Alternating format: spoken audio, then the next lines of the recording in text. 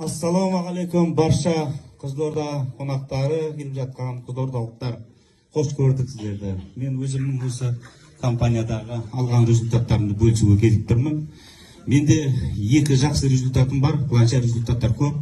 3 жасар Жанеля деген қызда ДЦП рожденный.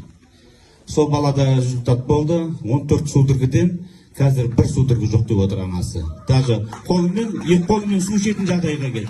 Ол келе алмады. Бүгін Аралдың ар жағында Қарағым деген елді мекенде тұрады.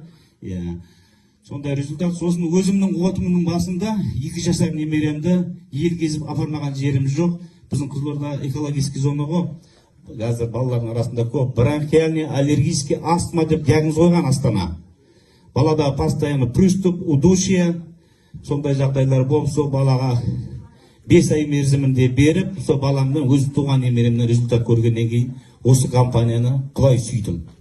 Сондай результаттарым бар менің. Рахмет.